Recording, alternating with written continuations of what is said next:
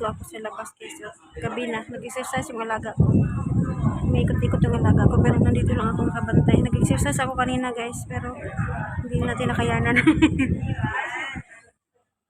Nandito ako. Ganyan sila. Ganyan sila. Mga matanda yan. Ang galing nila. No?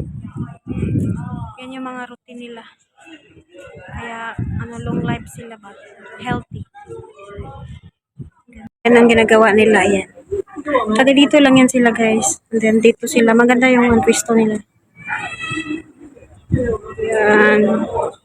Ano yan, maganda yan sa mga maedad na. Oh, di ba? O, see? Yan, gayahin natin mamaya yan. Ayan. Wait lang guys, gayahin natin mamaya.